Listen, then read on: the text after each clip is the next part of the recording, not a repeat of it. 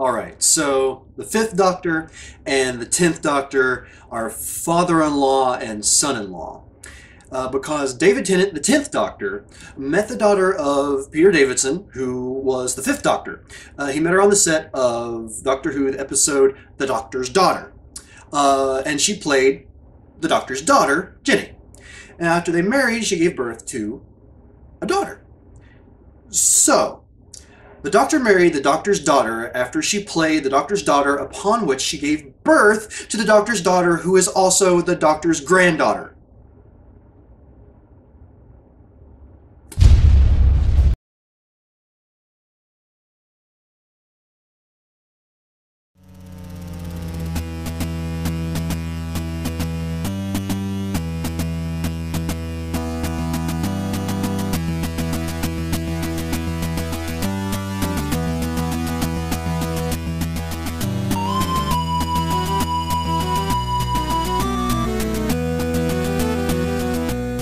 Hello everyone, I'm Papa Kenn and welcome to a brand new episode of Discovering Doctor Who. Today is episode 38, I believe? Yes, episode 38, and it's concentrating on the episode The Doctor's Daughter. And this episode, I'm very torn on, because there were parts about it that I really liked, and yet some rather significant parts that bothered me. I'll get into that a little bit more as we go along. But first, my favorite parts of this episode, starting with the Doctor's daughter, Jenny. She's played by, Georgia Moffett, I believe is her name? Yes. And I absolutely loved her character. I thought that she was lots of fun. Just a very interesting character. It was just a very... I'll get into this a little bit more, but you know, the dynamics between her and the Doctor were very interesting. And I mean, she was. You could tell that even though she was born or bred to be like, you know, just sort of to be a soldier, to be almost kind of a mindless drone, she wasn't. She had enough of the Doctor in her that she was very smart and was able to, not completely, but you know, sort of call him on some of the things that he might see differently. Like he doesn't see himself as being militaristic or tactical or really wanting to be anything, you know, basically just sort of extending from the previous episode having to do with the military. But she points out that he thinks like, I can't remember if she says he thinks like a soldier or he thinks tactically. He thinks, you know, like they're in a war. So I found that really interesting and just overall really liked her character. And not only that, but I mean, she's cloned from the Doctor, so she's a Time Lord, essentially, which we find out at the end when she regenerates. Well, I guess it's not a complete regeneration because she's the same identity, so maybe it's like I don't know if she's maybe immortal, or can just like live longer, has multiple lives like or can have multiple incarnations like the Doctor, but they all look the same. I don't know, I just thought that was really cool, but essentially the Doctor's not alone anymore. Even though she takes off on her own, I mean, he's not alone in the world anymore. He is not the only Time Lord. And I just thought that was a really cool idea. Which I'll actually lead to a question about that near the end of the video. But moving on from there, my second favorite part of this episode was Martha's interactions with the Hath. And the Hath were kind of strange, kind of weird. It did get a little bit annoying that you didn't get any translation whatsoever from what they were saying. It was just the bubbles, and you kind of got an idea of what they were possibly saying through their actions, and also the sort of like essentially parallels between the Hath and the humans. So you sort of got the idea there, but just all the interactions. After she gets kidnapped, she helps the Hath, and you know, we think she's going to get gunned down, which she obviously wasn't, but you know, she's about to get shot by the Hath, and then she fixes the one Hath's arm, and they trust her after that, and she just, well, I don't know that she essentially takes charge, but I mean, you know, she stands very strong. She's basically, this is my patient, I'm going to take care of him. And she wants to find out what all's going on, and does to the best of her ability with these people she can't really understand. Or can she? That I'll sort of lead into that in a little bit.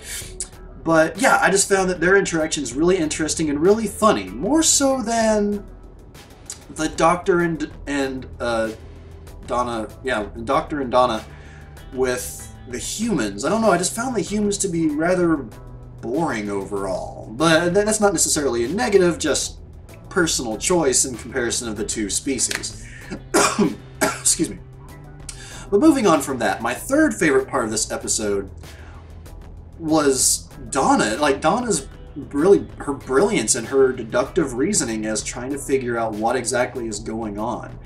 And it's something that just more and more we're coming to find that, you know, just these mundane in the real world abilities that she has. Like, she called herself, I think in a previous episode, or maybe it was this one, super temp or something like that. She's really good with numbers, really good at figuring all that out. So it's because of her that they were able to figure out so much of what was going on. And I mean, it's just another aspect of Donna I've really come to like, other than just her joking around and her, it's because of her and her talking to the Doctor that he really starts to embrace Jenny. That really starts to embrace the idea of his daughter. I mean, if it wasn't for her being there, you know, the Doctor may have just been very much pushing Jenny away the entire time, which, I mean, obviously that wouldn't have been any good, but yeah, it's just, her role in this episode was really cool and just a really good part of the episode overall. I feel like I've said the same thing about 3 times in a row there, but yeah, I really like that. Now, my fourth favorite part of this episode, the Doctor and Jenny. And just to put it really simply, it's basically the story arc of them going from, you know, she's basically just a clone. The Doctor doesn't see her anymore as anything more than just a thing, just a clone. Like, even though she's technically his daughter, he has no personal connection to her. Although we do later find out that when he sees her, all he can think of is his children or his family from Gallifrey way back when.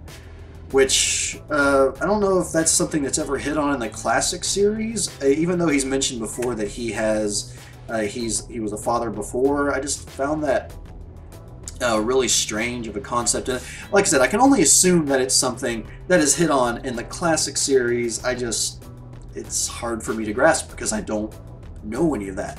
But it's the entire arc of where he basically wants nothing to do with her, to being truly sad, like truly sad and angry at the fact that she dies there at the end. She sacrifices herself for him, and he gets so angry that honestly, I thought that he was going to shoot this guy. I mean, part of me knew that he wouldn't because he's the Doctor and that's what he does. Like, he's not exactly, well, in a way, a pacifist, but, you know, he holds the gun to the guy's head and says, "I never would." And that was just such a good line. And actually, what he says there, even though I was just kind of paraphrasing, that whole segment there at the end talking about let the civilization be built on a man that never would. That was one of the best quotes of the episode, in my opinion. It's not my quote of this episode, but it was a really good one. And honestly, I would say it's probably number 2 as far as my overall quotes for this episode. Now, my fifth and final favorite part of this episode was the terraforming. And really, more than anything, because we don't get to see a lot of the actual terraforming take place, but it was the concept of it, when they found out what it was, the machine, and the idea of what all this machine, this terraforming machine has the ability to do. I mean, these people built an entire city underground, and then through this terraforming machine, it's able to basically strip all of that dirt, all of that ground from atop the city, and once it's done, they basically have their civilization. I just found that to be really interesting and something that was just very out there and enjoyable, especially as just a flat-out sci-fi idea, science fiction idea. I really liked that and just thought it was a great idea. A great idea. Again, I'm repeating myself. I apologize. But now to get into my annoyances with this episode, and I might even think of more than what I've written down, because there are quite a few. And the first one, and it's really one of the more minor ones, I guess, in the long run, because of, I'm sure, budgetary reasons, but the guns in the episode really bugged me, because they basically, I mean, they weren't flamethrowers, but they had a fire going at the tip of the barrel the whole time, even when they weren't being shot. And every time the guns were shot, we had a blast of fire coming out, and it just, I don't know, to me it seemed like it would have been, maybe they didn't have the budget for the special effects to just make it look like sparks are coming out, or what, but I don't know, there was just something about that really bothered me. It was like, I mean, there's low budget, but I think at this point the show was doing well enough that they could have been able to spend a little bit more of their special effects budget on that, unless it was almost entirely spent on the terraforming particles, whatever that was. But yeah, that was just one minor thing. My second issue with this episode, I guess I'll kind of split this one into two. Number 2 is Martha's near-death experience when her and that one Hath, whose name I can't remember, go out, and then all of a sudden, you know, she accidentally falls in, the Hath saves her. I just felt like that entire sequence was really useless. It was easily the biggest amount of padding I felt this episode had of any of them, because one, that connection to, I assume it's the Hath that she saved, or the Hath whose arm she fixed.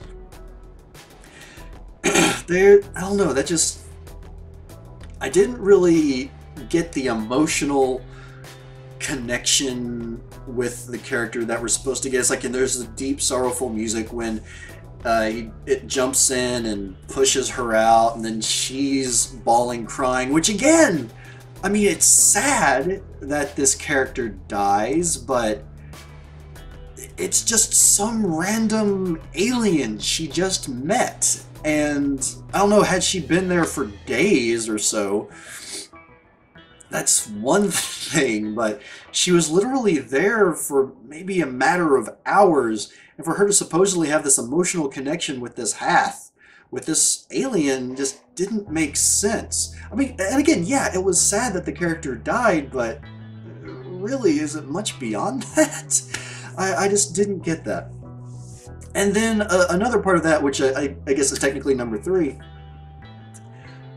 her sudden ability to know exactly what the Hath is saying. Never explained. If she was injected with something, I completely missed that. But yeah, that's just her sudden ability to go from, I don't understand anything you all are saying, you know, I'm smiling and nodding because you all are saying something, but I don't understand what it is, to all of a sudden she's one-on-one with this Hath and can seemingly understand everything it's saying.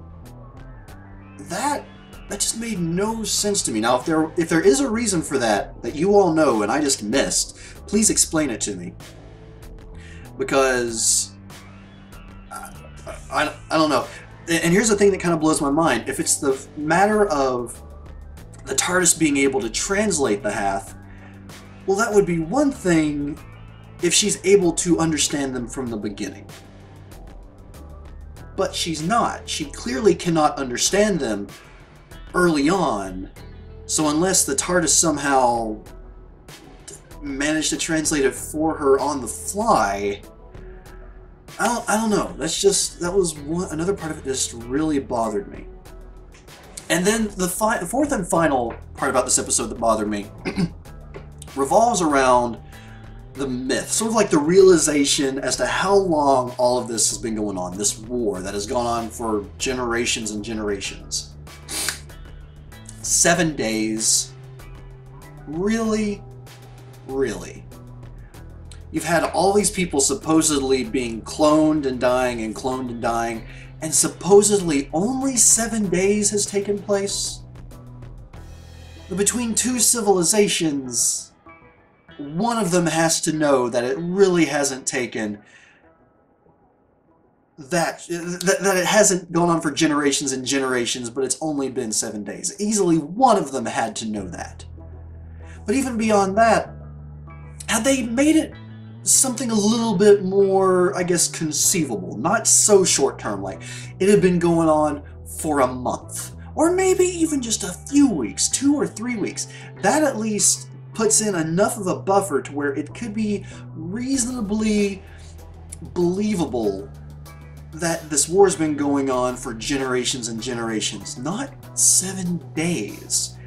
That just, I don't know, it just really made no sense to me and was just, now I can stretch my imagination quite a ways, but that was just way too much of a stretch. It was like, 7 days? Really? And that's when I was watching the episode. But overall, and those are really the parts of the episode that brought it down for me, really. But before I give my final thoughts on the episode overall, my quote of the episode. And I guess in a way this is more of a paraphrasing than a direct quote, because it's mentioned several times throughout the episode, but and the first time it's brought up is when Donna comments on the doctor's severed hand in the jar, and she calls him impossible. He says, "Not impossible, just a bit unlikely." And that quote takes place at least twice, maybe 3 times in this episode. And I really like that because it defines so much about the Doctor and even the people around him. It's like the things he does and the people that are with him, the things they're able to do, they're not impossible, just unlikely. And I think that's a really good perspective to have on the show overall. I mean, some of the ridiculous things that I comment on, some of the things that have annoyed me in previous episodes, sometimes they annoy me because in my mind they're impossible. But really, more than anything, it's just unlikely. I mean, heck, even with this episode, the 7 days, it's not impossible, but incredibly unlikely that that kind of logic could actually work. So in that regard, I guess I have to be kind of forgiving of that annoyance. But more than anything, like I said, it's just a way to perceive and look at this TV series as a whole. It's just like, it's not impossible, he's not impossible, just unlikely. So that's why that quote in particular was so strong to me and one that I really enjoyed the most. Now, as for my overall thoughts on this episode, even as I said at the beginning, I'm really torn on this one, and I'm kind of 50-50. Because on one hand, it definitely felt like a filler episode. Very much so, and one that was kind of unnecessary. But it introduced a great character, Jenny. It introduced this idea of, you know, the Doctor being a father again, which was, again, I really enjoyed the interactions, the entire arc of that between him and Jenny. The continuing, building of Donna's character, getting to be with Martha a bit more, and not just really feel like she's just sort of a bit character. She played a vital role in this episode, even though that one sequence, the near-death experience, yeah, I didn't care for it too much. But yeah, overall, it was, I would say, this is a 50-50 episode. It's definite thumbs up, but definite thumbs down. It's really not one I would say I would watch again, unless I real. I mean, there's reasons to watch it again though, because I mean, you know, being a typical guy here, David Tennant's wife is gorgeous.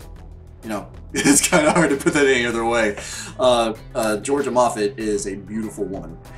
So that's definitely one reason to rewatch this episode. But you know, overall, it was decent, not the best, and probably, unfortunately, overall one of the weaker episodes. Now, as for my question going forward from this episode, will Jenny ever return? Will she... to the best of my knowledge and from what people have told me in the comments, like, she was supposedly... It was possible that she might be brought back for even her own series, which would have been awesome. But it doesn't seem like it's going to be a thing right now. But maybe not the current series that's going on, because season/series 8 just started, or maybe even some of the future ones. I think it would be great to see her return, even for just a one-off episode, because I think that there's a lot of potential for that character. Oh wait, and actually before I move on, there is one more annoyance that I have with this episode. And it's the kind of sort of explanation as to why the TARDIS brought them there. And I don't know, if I can remember this correctly from the way the Doctor said it, the TARDIS brought them there to save Jenny. But Jenny wouldn't have been born if the Doctor hadn't come. They just came too soon. Or something like that. Yeah. That was really weak explanation. Like, had they just stuck with, like, you know, they brought us here to meet Jenny, fine. Then that would be perfectly fine. But then they had to sort of add in the extra little details, and it just really muddled that for me. But moving on, I already talked about the annoyances. No more of those. And from here, everyone, I apologize. My voice sounds like it's kind of giving out, which is weird because I don't have a sore throat. But anyway, everyone, thank you very much for watching this new episode of Discovering Doctor Who. And I actually have, well, I'll save the other question for next episode, but I have a question that I want to pose to you all. And it was actually brought up by a few people, and most recently, my friend CraiSko, who is also on YouTube. I'll link to him right here. He's awesome. You should go check him out. But the question here is, would any of you like to hear some of my views on the new episodes of Doctor Who that are coming out? Series 8 that is going on right now. From what I've been told, the current series really has basically no connection, or very little connection, to the series that came before it. So the chance of spoilers is very thin for me. And again, it's like I'm wanting to go through this blind, but if there's a chance that it will only have maybe even the most minute of spoilers, I would be okay with watching those and then giving some quick thoughts. Very short videos, nothing in great detail, definitely not the length of these. Just sort of my general thoughts and, just kind of getting that out there. Or do you all think it would be best to just continue on as is and just take it an episode at a time, and when I get to Season 8, I get to Season 8. Please let me know what you all think down in the comments below, because while I think it would be interesting to go ahead and jump ahead and watch those just to see what I think,